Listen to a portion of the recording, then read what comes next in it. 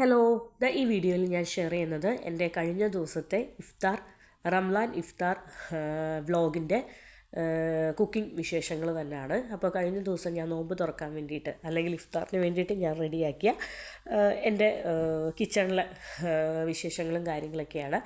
അപ്പോൾ ഞാൻ ഈ വീഡിയോയിൽ ഒന്നിൻ്റെയും ഡീറ്റെയിൽഡ് ആയിട്ടുള്ള റെസിപ്പി ഷെയർ ചെയ്യുന്നില്ല. കാര്യം എന്താണെന്ന് വെച്ചാൽ ഇതിലുള്ള ഒന്ന് രണ്ട് സ്നാക്സിൻ്റെ ഡീറ്റെയിൽഡ് ആയിട്ടുള്ള റെസിപ്പീസ് ഞാൻ കഴിഞ്ഞ ദിവസം ഷെയർ ചെയ്തായിരുന്നു. അപ്പോൾ ഇപ്പോൾ ഞാൻ ക്യാരറ്റും ക്യാബേജും സവോളയും ചിക്കനും ഒക്കെ ചേർത്തിട്ട് ഒരു ഫില്ലിങ് റെഡിയാക്കുകയാണ്. വളരെ സിമ്പിളായിട്ടുള്ള, വളരെ ലൈറ്റായിട്ടുള്ള, ഒരുപാട് മസാലാസ് ഒന്നും വാരിക്കോരി ഇടാതെ ഒരു സിമ്പിളായിട്ടുള്ള ഒരു ഫില്ലിങ് റെഡിയാക്കുകയാണ്. അപ്പോൾ ഞാൻ ഈ ഒരു ഫില്ലിങ് അത്യാവശ്യം കുറച്ച് കൂടുതൽ റെഡിയാക്കുന്നത് കൊണ്ട് തന്നെ ഇതുകൊണ്ട് തന്നെ ഞാൻ സെയിം സ്നാക്സ് ഒന്നോ രണ്ടോ സ്നാക്സ് ഈ സെയിം ഫില്ലിങ് വെച്ച് തന്നെ റെഡിയാക്കാനാണ് ഞാൻ വിചാരിക്കുന്നത്. അപ്പോൾ ഈ ഒരു സ്നാക്ക് എന്ന് പറയുന്നത് ഇതിൻ്റെ ഡീറ്റെയിൽഡ് ആയിട്ടുള്ള റെസിപ്പി കഴിഞ്ഞ ദിവസം ഞാൻ ഷെയർ ചെയ്തിട്ടുണ്ട്. ഇതിന് ചിക്കൻ ആൻഡ് വെജിറ്റബിൾ ബോക്സ് പാറ്റി അങ്ങനെ ഒരു സ്നാക്കായിട്ട് ഞാൻ ഷെയർ ചെയ്തിട്ടുണ്ട്. അപ്പോൾ ഒരു പപ്സിൻ്റെയൊക്കെ ഒരു ഷേപ്പിൽ വരും, ഒരു സ്ക്വയർ ഷേപ്പിലാണ്, വളരെ ടേസ്റ്റിയാണ്. അപ്പോൾ സമൂസയുടെ 2 ലീഫ് വെച്ചിട്ടാണ് ഈ ഒരു സ്നാക്ക് റെഡിയാക്കുന്നത്. അങ്ങനെ നമ്മുടെ ഇന്നത്തെ ഇഫ്താറിന് വേണ്ടിയിട്ടുള്ള സ്നാക്ക് പ്രിപ്പറേഷൻ്റെ ഏറ്റവും ആദ്യത്തെ സ്നാക്ക് റെഡി ആയിട്ടുണ്ട്. പിന്നെ ഞാൻ വിചാരിച്ചത് എന്താണെന്ന് വെച്ചാൽ ആ ഒരു ഫില്ലിങ് കുറച്ച് മിച്ചം വെച്ചായിരുന്നു. അപ്പോൾ അതുകൊണ്ട് തന്നെ വേറെ ഒരു ഷേപ്പിൽ കുറച്ച് സമൂസയും കൂടി ഫില്ല് ചെയ്തെടുക്കാമെന്ന് വിചാരിച്ചു. ശരിക്കും പറഞ്ഞാൽ രണ്ടും തമ്മിൽ ഒരു ഡിഫറൻസും ഉണ്ടായിരുന്നില്ല. പിന്നെ ശരിക്കും ഒരേപോലെ തന്നെ ആയിരുന്നു.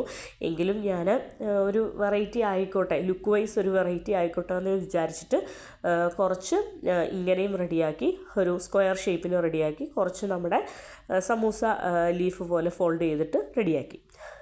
പിന്നെ ഇത് എൻ്റെ അടുത്ത പരിപാടി എന്ന് പറയുന്നത്, നമ്മളിന്ന് സ്നാക്കും കാര്യങ്ങളൊക്കെ വെച്ച് നോമ്പ് തുറന്നതിന് ശേഷം രാത്രിത്തേന് വേണ്ടിയിട്ട് കുറച്ച് ചിക്കൻ ഫ്രൈ, ഒരു 3-4 പീസ് ചിക്കൻ ഫ്രൈക്ക് വേണ്ടി മസാല മാരിനേറ്റ് ചെയ്ത് വെക്കുകയാണ്. അപ്പോൾ മസാലയായിട്ട് ഞാൻ എടുത്തിരിക്കുന്നത് ചില്ലി പൗഡറും മഞ്ഞൾപ്പൊടിയും ഉപ്പും കുറച്ച് കുരുമുളക് പൊടിയും, ഇത്രയും വെച്ചിട്ട് ഒരു സിമ്പിളായിട്ടുള്ള മാരിനേഷനാണ് ഞാൻ കൊടുക്കുന്നത്. ഞാൻ ജിഞ്ചർ ഗാർലിക് പേസ്റ്റ് ഒക്കെ ഇടാറുണ്ട്, പക്ഷേ ഇന്ന് ഞാൻ ജിഞ്ചർ ഗാർലിക് പേസ്റ്റൊക്കെ വെച്ചിട്ടുള്ള ഒരു ചിക്കൻ ഫ്രൈ അല്ല, വെറുതെ സിമ്പിളായിട്ടുള്ള ഒരു തട്ടിക്കൂട്ട് ചിക്കൻ ഫ്രൈ. അപ്പോൾ ഇത് ഞാനിപ്പോൾ നോമ്പ് തുറക്കുന്നതിന് മുന്നെയാണ് ഞാനത് മാരിനേറ്റ് ചെയ്യുന്നത്. നമുക്ക് നോമ്പൊക്കെ തുറന്ന് ഒരു 9 മണി ഒക്കെ ആകുമ്പോഴത്തേനും, കഴിക്കാനുള്ള സമയമാകുമ്പോഴത്തേനും ഫ്രൈ ചെയ്ത് എടുക്കാമെന്ന് വിചാരിച്ച് അത് ഞാൻ ഫ്രിഡ്ജിലേക്ക് മാറ്റുകയാണ്. പിന്നെ ഞാനിപ്പോൾ ഓൾറെഡി നമ്മുടെ ബോക്സ് പാറ്റീസും അതുപോലെ തന്നെ നമ്മുടെ സമൂസയ്ക്കുള്ള എല്ലാം റെഡിയാക്കി ഫില്ല് ചെയ്ത് ഫ്രിഡ്ജിൽ വെച്ചിട്ടുണ്ട്. നമ്മൾ ഇഫ്താറിൻ്റെ ഒരു 13 മിനിറ്റ്സ് മുന്നെയാണ് അതെടുത്ത് എണ്ണയിലിട്ട് പൊരിക്കുന്നത്. പിന്നെ ഇപ്പോൾ ഏകദേശം നോമ്പ് തുറക്കൊക്കെ ആയി വരുന്നുണ്ട്. അപ്പം ഞാൻ വിചാരിച്ച കുറച്ച് ഉള്ളിവട, വളരെ പെട്ടെന്ന് തന്നെ, ഇത് ഉള്ളിവടയായിട്ടല്ല, ഒരു ഒണിയൻ പക്കോടയായിട്ട് കുറച്ച് ചെയ്യാമെന്ന് വിചാരിച്ചു. അങ്ങനെ ഒരു 3-4 സവോളയും അതുപോലെ തന്നെ കുറച്ച് ഗ്രീൻ ചില്ലിയും പിന്നെ അതിലേക്ക് കറിവേപ്പിലയും ചെറുതായിട്ട് ചോപ്പ് ചെയ്ത ജിഞ്ചറും ഇട്ട് നന്നായിട്ട് കൈകൊണ്ട് തന്നെ നന്നായിട്ട് ഞെരടുകയാണ്. കാരണം കൈകൊണ്ട് തന്നെ ഞെരടണം, കാരണം ആ ഒരു സവോളയിലെ നീരൊക്കെ നന്നായിട്ട് ഇറങ്ങണം. പിന്നെ അതിലേക്ക് നമ്മൾ കുറച്ച് പെരുംജീരകപ്പൊടിയും ആവശ്യത്തിന് ഉപ്പും കാശ്മീരി ചില്ലി പൗഡറും അതുപോലെ തന്നെ മൈദയും നമ്മുടെ കടലമാവും എല്ലാം കൂടി ഇട്ടിട്ട് വീണ്ടും നന്നായിട്ടൊന്ന് മാവ് കുഴച്ചെടുക്കുകയാണ്. ഏറ്റവും ലാസ്റ്റാണ് നമ്മൾ ഉപ്പിടുന്നുള്ളൂ, ഇല്ലെങ്കിൽ എണ്ണ കുടിക്കും. അപ്പോൾ എണ്ണ കുടിക്കാതിരിക്കാൻ വേണ്ടി ഏറ്റവും ലാസ്റ്റ്. പിന്നെ ഇഫ്താറിൻ്റെ ടൈമൊക്കെ ആയപ്പോൾ ഞാൻ ഫ്രിഡ്ജിൽ നിന്ന് നമ്മുടെ സമൂസയും അതുപോലെ തന്നെ ബോക്സ് പാറ്റീസൊക്കെ എടുത്തിട്ട് ഓരോന്നോരോന്ന് ഫ്രൈ ചെയ്യാനും കൂടി സ്റ്റാർട്ട് ചെയ്തിട്ടുണ്ട്. അപ്പോൾ ഞാനിതിലേക്ക്, അപ്പോൾ അതിൻ്റെ ഇടയ്ക്ക് ഞാൻ ഒണിയൻ പക്കോടയുടെ കാര്യങ്ങളും ചെയ്യുന്നുണ്ട്. അപ്പോൾ ഇക്കാക്ക് ഈ ഒണിയൻ പക്കോട ഭയങ്കര ഇഷ്ടമാണ്. അപ്പോൾ ഇടയ്ക്ക് ഇങ്ങനെ റെസ്റ്റോറൻറ്റിൽ നിന്ന് വാങ്ങിച്ചുകൊണ്ട് വന്ന് കഴിക്കുന്നത് കാണാറുണ്ട്. അപ്പോൾ അതുകൊണ്ട് തന്നെ ഞാൻ വിചാരിച്ചു ഇന്ന് കുറച്ച് ഒണിയൻ പക്കോട പെട്ടെന്ന് തട്ടിക്കൂട്ടി റെഡിയാക്കാമെന്ന് വിചാരിച്ചു. പിന്നെ ഏറ്റവും ലാസ്റ്റ് ചായ. നമ്മൾ ഏലക്കയും തേയിലപ്പൊടിയൊക്കെ ഇട്ടിട്ട് വളരെ ടേസ്റ്റി ആയിട്ടുള്ള 2 കപ്പ് ചായ വെക്കുകയാണ്.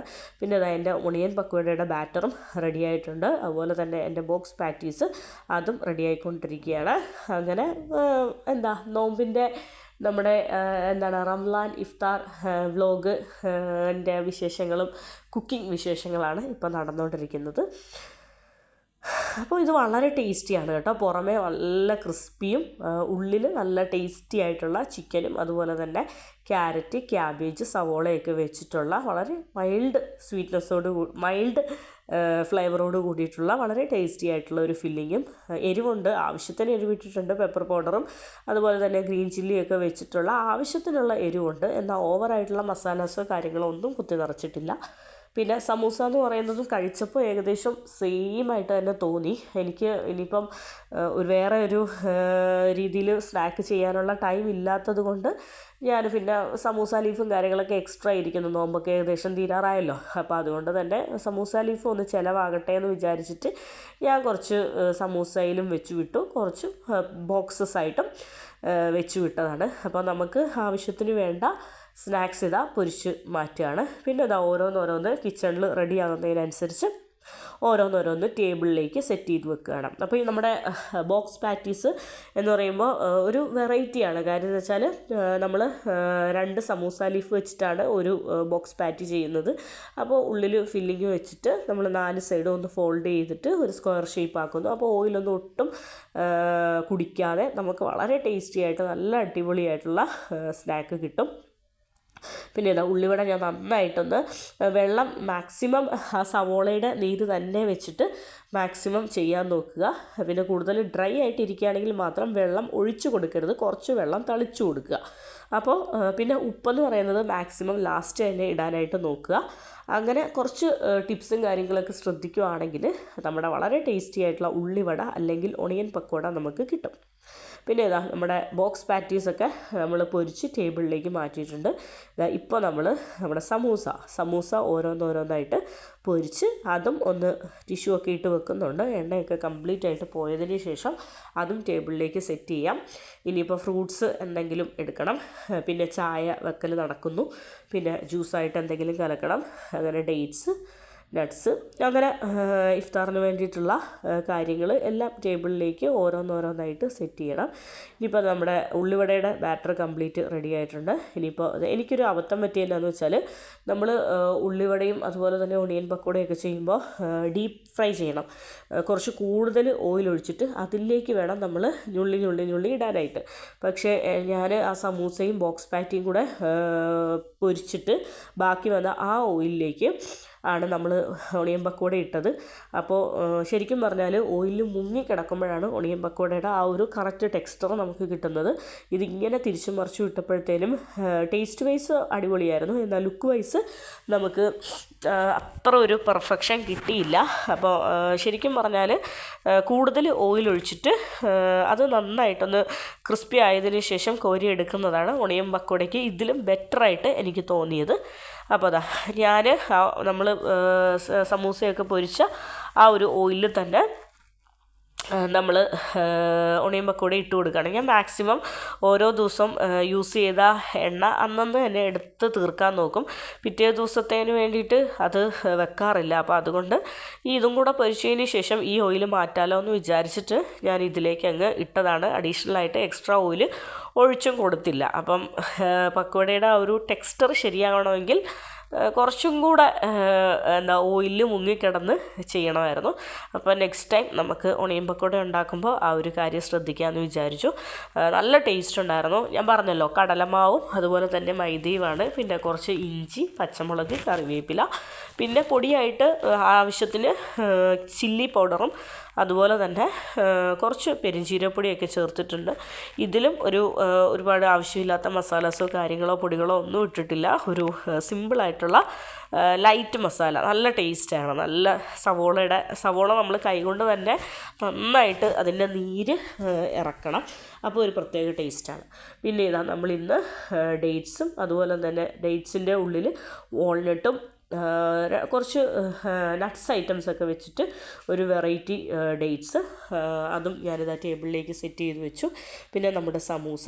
അങ്ങനെ ടേബിളിലേക്ക് ഇപ്പോൾ ഓരോന്നോരോന്ന് ടേബിളിലേക്ക് സെറ്റ് ചെയ്ത് വെക്കേണ്ട ഒരു ടൈം ഏകദേശം ആയിട്ടുണ്ട്. നമുക്കിപ്പോൾ നോമ്പ് തുറ എന്ന് പറയുന്ന ബാങ്ക് കൊടുക്കുന്നത് ഏകദേശം ഒരു 6:35 അപ്പോൾ ഒരു 6:30 കൂടിയിട്ട് നമ്മുടെ കംപ്ലീറ്റ് പൊരിക്കലും കരിക്കലും ചായ വെപ്പും അതുപോലെ തന്നെ ജ്യൂസ് കലക്കലും എല്ലാം കഴിഞ്ഞ് നമ്മൾ ടേബിളിൽ ഒരു 5 മിനിറ്റ്സ് മുന്നേ എങ്കിലും എല്ലാം റെഡിയാക്കി വെക്കും. ആ ഒരു ലാസ്റ്റ് സമയത്ത് കിടന്ന് ഓടാതിരിക്കാനായിട്ട്. അങ്ങനെ ഇതാ ഞാൻ കിച്ചണിലാകുന്നതിനനുസരിച്ച് എല്ലാം ടേബിളിലേക്ക് സെറ്റ് ചെയ്ത് വെച്ചുകൊണ്ടിരിക്കുകയാണ്. നമ്മുടെ ഒണിയൻ പക്കോടയും റെഡി ആയിട്ടുണ്ട്. എൻ്റെ ഒണിയൻ പക്കോടയുടെ കുറച്ച് സൈസ് കുറച്ച് കൂടുതലായിട്ടുണ്ട്. നമുക്ക് വളരെ ചെറുതായിട്ട് ഞുള്ളി വളരെ കുറച്ചായിട്ട് ഇങ്ങനെ ഇടാം. അത് കുറച്ചും കൂടെ ക്രിസ്പിയാണ്. ഇതിൽ കുറച്ചും കൂടെ കട്ടിക്ക് കടിക്കാനുണ്ടായിരുന്നു. ഓക്കെ, അതിനുശേഷം നമ്മുടെ വളരെ അടിപൊളിയായിട്ട് നോമ്പ് തുറപ്പും കാര്യങ്ങളും ഒക്കെ കഴിഞ്ഞു. നമ്മൾ സ്നാക്സും അതുപോലെ തന്നെ ചായയും ഫ്രൂട്ട്സും എല്ലാം ചേർത്തിട്ട് നമ്മൾ നോമ്പൊക്കെ തുറന്നു. പിന്നെ നമ്മുടെ രാത്രി പ്രയറും കാര്യങ്ങളും എല്ലാം കഴിഞ്ഞ് വന്നതിന് ശേഷം അടുത്ത സെക്ഷൻ നമ്മൾ ഇഫ്താറിൻ്റെ മെയിൻ കോഴ്സ് റെഡിയാക്കുകയാണ്. അപ്പോൾ അതിന് വേണ്ടിയിട്ട് ഞാൻ വൈകുന്നേരം റെഡിയാക്കി വെച്ചിരുന്ന ചിക്കൻ ഫ്രൈ ഞാൻ പൊരിക്കാനായിട്ട് കോക്കനട്ട് ഓയിലിലേക്ക് ഇട്ടതാണ്. അതിനുശേഷം പിന്നെ കുറച്ച് കേടും ഒക്കെ വെച്ചിട്ട് കുറച്ച് സാലഡ് പോലെ റെഡിയാക്കുകയാണ്. പിന്നെ എൻ്റെ കയ്യിൽ ചിക്കൻ കറി ഉണ്ടായിരുന്നു. അപ്പോൾ കഴിഞ്ഞ ദിവസം റെഡിയാക്കി വെച്ചിരുന്ന ചിക്കൻ കറി ഉണ്ടായിരുന്നു. അപ്പോൾ ചിക്കൻ കറി ക്വാണ്ടിറ്റി വൈസ് കുറച്ച് കുറവാണെന്ന് തോന്നി. അതുകൊണ്ട് ഞാൻ എക്സ്ട്രാ കുറച്ച് ചിക്കൻ കൂടെ ഫ്രൈ ചെയ്തെടുക്കുന്നത്. അപ്പോൾ അത്യാവശ്യം വലിയ പീസുള്ള ചിക്കനാണ് ഫ്രൈ ചെയ്തെടുക്കുന്നത്. അതുകൊണ്ടാണ് ഈ ഒരു 4 ചിക്കൻ പീസസ് റെഡിയാക്കുന്നത്. അപ്പോൾ ഇന്ന് കഴിക്കാൻ വേണ്ടിയിട്ട് റെഡിയാക്കുന്നത് ഞാൻ കാണിച്ചു തരാം എന്താണ് നമ്മളിന്ന് കഴിക്കുന്നത് എന്നുള്ളത്. ഇന്ന് ഗീ റൈസാണ്. അപ്പോൾ ഒരു ഗീ റൈസ് കോംബോ ആണ് ഇന്ന് ഇഫ്താറിൻ്റെ മെയിൻ കോഴ്സായിട്ട് എടുക്കുന്നത്. അപ്പോൾ ചിക്കൻ നന്നായിട്ട് അത്യാവശ്യം വലിയ പീസസ് ആയതുകൊണ്ട് തന്നെ ചിക്കൻ അത്യാവശ്യം നന്നായിട്ട് ഡീപ്പ് ഫ്രൈ ആവണം.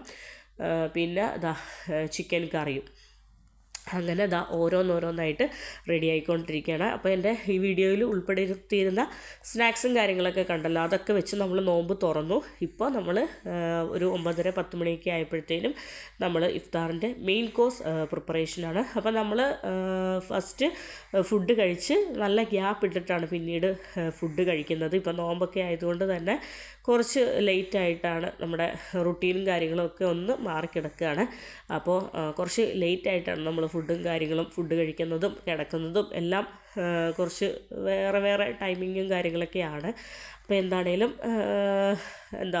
ആ ഒരു ടൈമിൽ നമുക്ക് വിശക്കുള്ളൂ. കാരണം നമ്മൾ ഫ്രൂട്ട്സും ജ്യൂസും ചായയും സ്നാക്സും ഒക്കെ കഴിച്ച് കഴിയുമ്പോൾ കുറച്ച് ഗ്യാപ്പ് ഇട്ട് കഴിക്കാനേ നമുക്ക് പറ്റത്തുള്ളൂ. അതുകൊണ്ടാണ് ഇത്രയും ഗ്യാപ്പ് ഇടുന്നത്. പിന്നെ ഞാൻ ചിക്കൻ കറി അതുപോലെ തന്നെ ഗീ റൈസൊക്കെ കഴിഞ്ഞ ദിവസം പ്രിപ്പയർ ചെയ്ത് വെച്ചതായിരുന്നു. അപ്പോൾ അതുകൊണ്ട് തന്നെ ഗീ റൈസ് ഇപ്പോൾ എടുത്ത് ആവി കയറ്റി ഇപ്പോൾ നമ്മളെല്ലാവരും കൂടി ഈ ഗീ റൈസ് എടുത്ത് കഴിച്ച് തീർത്തേക്കാമെന്ന് വിചാരിച്ചു. അങ്ങനെ ലൈം പിക്കിളും അതുപോലെ തന്നെ കേർഡ് റൈത്തായും അതുപോലെ തന്നെ ചിക്കൻ കറിയും ഗീ റൈസും ചിക്കൻ ഫ്രൈയും എല്ലാം കൂടെ ചേർത്തിട്ട് പിന്നെ പപ്പടവും കൂടി പൊരിക്കുന്നുണ്ട്. അപ്പോൾ ഒരു കംപ്ലീറ്റ് ശരിക്കും പറഞ്ഞാൽ നമുക്ക് ഇക്കാക്ക് ഗീ റൈസിൻ്റെ കൂടെ ഭയങ്കര ഇഷ്ടമാണ് ക്യാബേജ് തോരൻ, അതുപോലെ തന്നെ പരിപ്പ് കറി, തേങ്ങ അരച്ച പരിപ്പ് കറി, ആ വക ഐറ്റംസൊക്കെ ഭയങ്കര ഇഷ്ടമാണ്. പക്ഷേ ഞാൻ അതൊന്നും ഇപ്പോൾ നോമ്പായതുകൊണ്ട് ആ ഒരു കംപ്ലീറ്റ് ഒരു കോംബോ സെറ്റ് ഞാൻ റെഡിയാക്കുന്നില്ല. ഇപ്പോൾ നമ്മൾ അത്യാവശ്യം നമുക്കിപ്പോൾ ഇതിൻ്റെ ആവശ്യമുള്ളതെന്ന് തോന്നിയത് കൊണ്ട് ഞാൻ ഇത്രേ ചെയ്യുന്നുള്ളൂ. പിന്നെ നമ്മൾ നോമ്പ് പപ്പടവും കൂടെ പൊരിക്കുകയാണ്. അപ്പോൾ നമ്മുടെ പപ്പടം നമ്മുടെ നാടൻ പപ്പടമല്ല, ഒരു തമിഴ്നാട് ടൈപ്പ് അപ്പളം ഉണ്ടല്ലോ, ആ ഒരു സംഭവമാണ്. അപ്പോൾ ഇത് കഴിക്കാൻ വളരെ ടേസ്റ്റാണ്, നല്ല ക്രിസ്പി ആയിട്ട് നല്ല സോഫ്റ്റായിട്ട് നല്ല അടിപൊളിയാണ്. അപ്പോൾ നമ്മുടെ കിച്ചണിലെ പ്രിപ്പറേഷനും കാര്യങ്ങളൊക്കെ ഓരോന്നോരോന്നായിട്ട് കഴിഞ്ഞുകൊണ്ടിരിക്കുകയാണ്. അപ്പോൾ ചിക്കനും ഞാൻ ഫ്രൈ ചെയ്തു, അത്യാവശ്യം നന്നായിട്ട് ഫ്രൈ ആയി.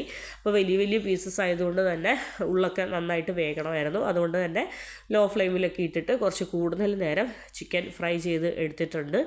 അങ്ങനെ നമ്മുടെ കിച്ചണിലെ ഓരോരോ കുക്കിംഗ് കാര്യങ്ങൾ ഓരോന്ന് കഴിയുന്നതിനനുസരിച്ച് ഞാൻ ടേബിളിലേക്ക് വെച്ചുകൊണ്ടിരിക്കുകയാണ്. അപ്പോൾ ഇപ്പോൾ ആയപ്പോൾ നമുക്ക് ഏകദേശം വിശപ്പും കാര്യങ്ങളൊക്കെ ആയിട്ടുണ്ട്. പിന്നെ അതിൻ്റെ മുകളിലേക്ക് ഞാൻ പ്ലെയിനായിട്ട് കുറച്ച് സവോള ഒക്കെ കട്ട് ചെയ്തിട്ട് ഞാൻ അതും ഒന്ന് മുകളിലേക്ക് ഇടുകയാണ്. ചിക്കൻ ഫ്രൈയുടെ കൂടെയോ അല്ലെങ്കിൽ ഫിഷ് ഫ്രൈയുടെ കൂടെയൊക്കെ ഈ സവോള ഇങ്ങനെ കട്ട് ചെയ്യാനായിട്ട് നല്ല ടേസ്റ്റാണ്. അപ്പോൾ ഇതാ നമ്മൾ കഴിക്കാൻ പോവുകയാണ്. ഇതാണ് നമ്മുടെ കംപ്ലീറ്റ് ആയിട്ടുള്ള ഗീ റൈസ് കോംബോ, ഇന്നത്തെ എൻ്റെ സ്പെഷ്യൽ ഇഫ്താർ സ്പെഷ്യൽ ഫുഡെന്ന് പറയുന്നത്. അപ്പോൾ ഞാൻ പൊതുവെ റമദാൻ മാസത്തിൽ ഈ റൈസ് ഐറ്റംസ് ഉൾപ്പെടുത്തൽ വളരെ കുറവായിരുന്നു. ഇപ്പോൾ ലാസ്റ്റ് ആയപ്പോഴത്തേനാണ് ഗീ റൈസും അതുപോലെ തന്നെ നെക്സ്റ്റ് ഡേയിൽ ഒരു പ്രോൺസ് ബിരിയാണിയുടെ റെസിപ്പിയൊക്കെ ഞാൻ ഷെയർ ചെയ്യുന്നുണ്ട്. അപ്പം ലാസ്റ്റ് ആയപ്പോഴാണ് കുറച്ച് ഐറ്റംസൊക്കെ ഇഫ്താറിന് ഇൻക്ലൂഡ് ചെയ്യാൻ തുടങ്ങിയത്. അപ്പോൾ ഇത്രയൊക്കെയുള്ളൂ എൻ്റെ കഴിഞ്ഞ ദിവസത്തെ റംലാൻ ഇഫ്താർ വ്ളോഗ് അല്ലെങ്കിൽ റംലാൻ ഇഫ്താർ കുക്കിംഗ് വിശേഷങ്ങൾ എന്ന് പറയുന്നത്. അപ്പോൾ എനിക്ക് കഴിക്കാൻ വേണ്ടിയിട്ടുള്ള ഗീ റൈസും ചിക്കൻ കറിയും ചിക്കൻ ഫ്രൈയും പപ്പടവും പിക്കിളും കേടും എല്ലാം കൂടി ഞാൻ എടുക്കുകയാണ്. അപ്പോൾ വളരെ ടേസ്റ്റി ആയിട്ടുള്ള നല്ല അടിപൊളിയായിട്ടുള്ള ഒരു ഇഫ്താർ ഡിഷസ് തന്നെയായിരുന്നു. അപ്പോൾ എൻ്റെ ഇഫ്താർ ഡിലീഷ്യസ് ഡിഷസ്, എൻ്റെ സ്നാക്സും അതുപോലെ തന്നെ എൻ്റെ മെയിൻ കോഴ്സും എൻ്റെ ഗീ റൈസ് കോംബോ എല്ലാവർക്കും ഇഷ്ടപ്പെട്ടെന്ന് വിചാരിക്കുന്നു. ഇഷ്ടപ്പെട്ടെങ്കിൽ ഈ വീഡിയോ എന്ന് പറയുന്നത് സ്കിപ്പ് ചെയ്യാതെ കാണുക. വളരെ ടേസ്റ്റി ആയിട്ടുള്ള ഡിലീഷ്യസ് ഡിഷസ് ആയിരുന്നു. അപ്പോൾ താങ്ക് യു ഫോർ വാച്ചിങ്.